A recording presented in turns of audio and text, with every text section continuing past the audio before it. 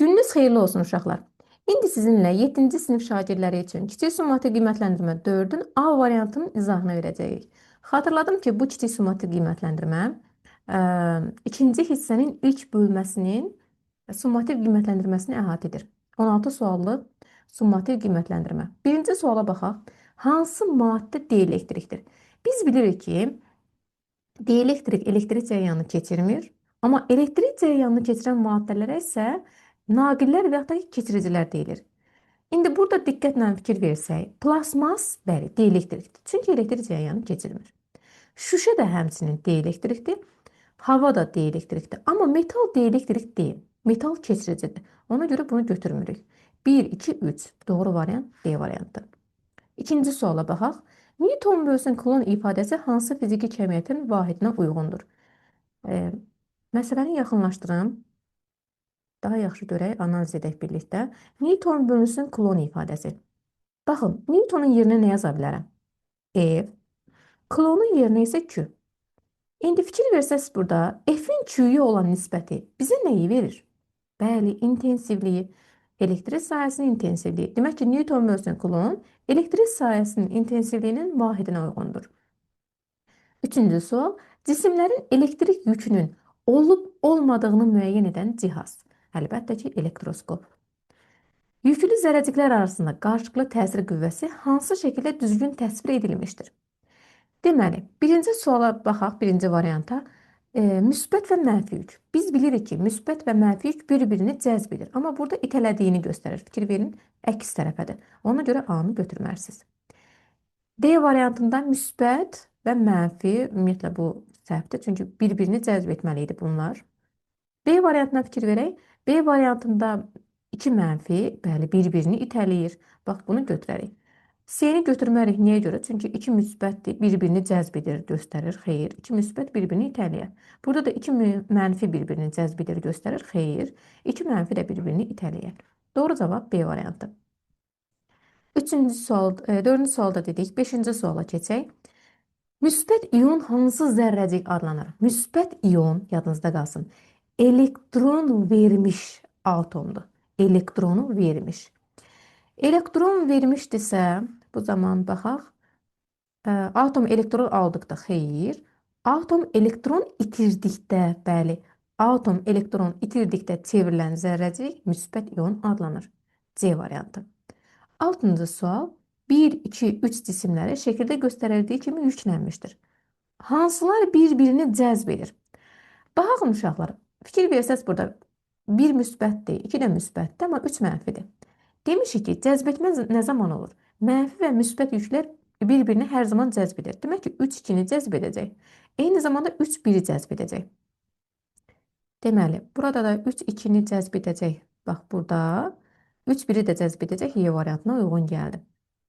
Növbəti 7-ci suala baxaq. 7-ci sualda deyir ki, atomun nüvəsində 6 proton, 6 neytron var. Nüvə ətrafına neçə elektron dövr edir? Baxın, əgər atom elektroneytraldırsa, elektroneytral sözünün mənası protonların və elektronların sayı bir-birinə bərabər deməkdir. Və burada deyir ki, atomun nüvəsində 6 proton var və 6 neytron var. Neçə elektron dövr edəcək? Əlbəttə ki, yenə də 6. Çünki elektroneytraldır. Elektroneytral olduqda proton və elektronların sayı bir-birinə bərabər olur. 7 də A variantı uyğun gəldi. 8-ci suala baxaq. 2 müsbət və 2 mənfi yükdən ibarət elektrik yükləri sistemində neçə cüt itələmə qüvvəsi var? Deməli, 2 müsbət yük deyir. Götürək bunları. 2 mənfi yük deyir. Və deyir ki, bizə neçə cüt itələmə qüvvəsi var. İtələmə qüvvəsi deyirsə, demək ki, eyni işarəli yüklər bir-birini itələyir. Amma müxtəlif işarəli yüklər bir-birini cəzb edir. İtələmə deyirsə, demək ki, bax, burada müsbət və müsbət bir-birini itələyəcək, mənfi də mənfi bir-birini itələyəcək. Neçə cüt oldu? 1 cüt, 2 cüt. Doğru cavab B variantı oldu. İndi 9-cu suala baxaq. Dielektrik dayaq üzərində 1 və 2 metal lövhələri paralel yerləşdirilmişdir. Bax, bunu deyir. 2 lövhəsinin yaxınlığına mənfi yüklə elektriklənmiş metal kürəcik gətirilərsə, Lövhələrdə elektrik yükü necə paylanır? Baxın, diqqət edin. Bir və iki lövhəcik var. Və mən ona yaxınlaşdırıram mənfi yüklü bir kürəcik. Mənfi yüklü kürəcik nə edəcək? Toxundurmamışam, hələ ki yaxınlaşdırmışam. Yaxınlaşdırdığım zaman mənfi yük nə edəcək? Özünə müsbətləri cəzb etmiş olacaq, mənfiləri isə itələyəcək. Yəni, mənfiləri kənara doğru itələyəcək. Əlbəttə ki, burada nələrin artıqlığı yaranacaq? Müsbət yüklərin artıqlığı yarandı. Deməli, mənfi mənfini itələdi kənar tərəfə, müsbət yüklərin artıqlığı bax burada yarandı. Eyni zamanda burada da mənfi yüklər nə edəcək? Yəni də elektronları itələyəcək kənar tərəfə doğru. Burada hansı yüklərin artıqlığı yaranacaq? Müsbət yüklərin artıqlığı. Yəni bu şəkildə düzülmüş olacaq. İndi baxaq görək hansı variantdır. Xeyr, burada mənfi müsbət verib. Burada da deyil. Burada 2 müsbət, xeyr. Bəli, baxın, müsbət, burada da müsbət, burada mənfi, burada da mənfi. D variantına uyğun gəldi. Yəni, yadınızda saxlayın ki, mənfi yük nə edir? Mənfi yükləri itələyir kənar tərəfə. Hərəkət edən mənfi yükdür. Müsbət yüklər hərəkət etmir. Ona görə də mənfi yükləri itələdi kənar tərəfə doğru. Burada müsbət yüklərin artıqlığı yarandı.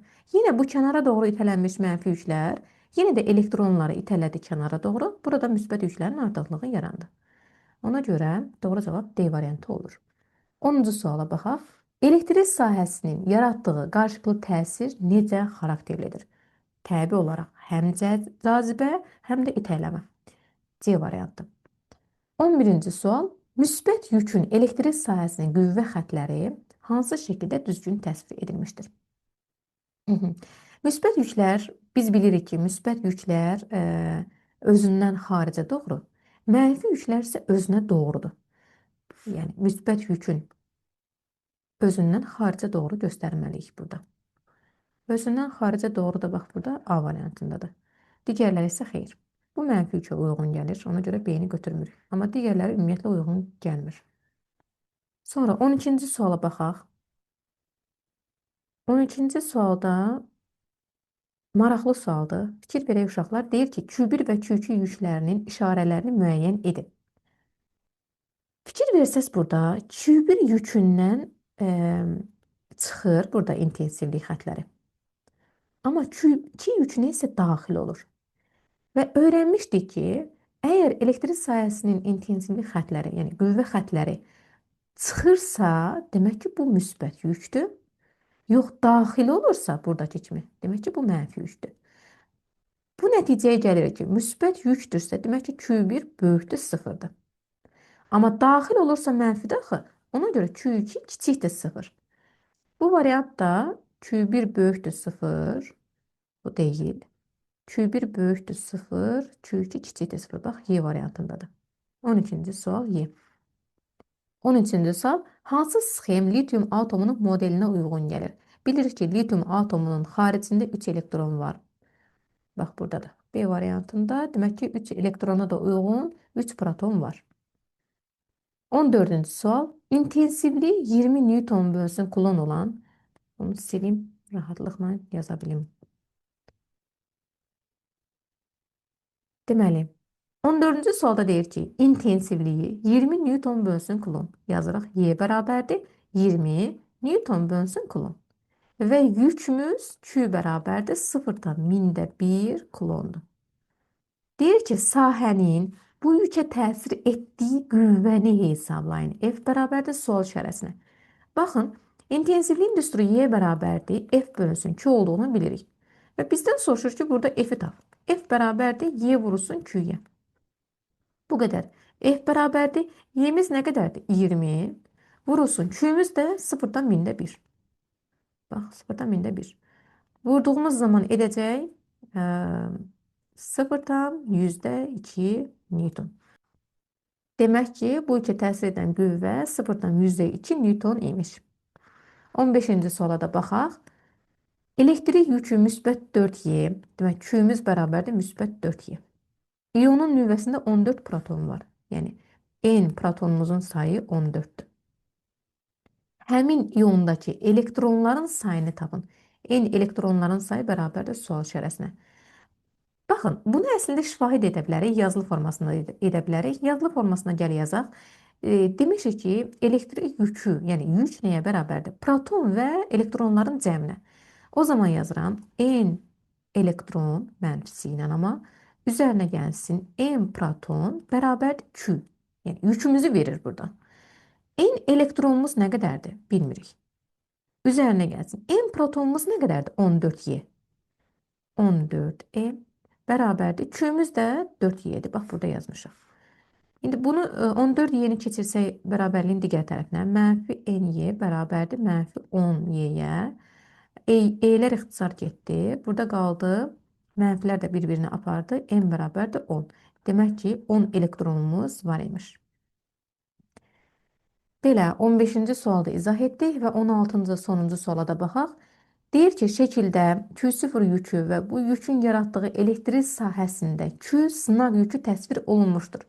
Yüklər arasında məsafə sabit qalmaqla sınaq yükünün miqdarı 2 dəfə azalarsa elektrik sahəsinin intensivliyi və elektrik qüvvəsi necə dəyişər? Baxın, arasındakı məsafə sabitdir. Bax, bu R məsafəmiz dəyişməyib. Amma dəyişən nədir? Q. Q-nü deyir biz 2 dəfə azaldarıqsa, yəni Q bərabərdir Q bölünsün 2-yə. Yəni 2 dəfə azaldarsaq, buna Q2 yaza bilərik. Q1 bölünsün 2. 2 dəfə azaldarsa, demək ki, buna təsir edən qüvvə də uyğun olaraq 2 dəfə azalacaq.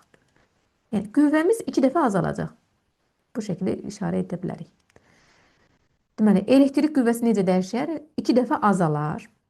F azalar. 2 dəfə azalar.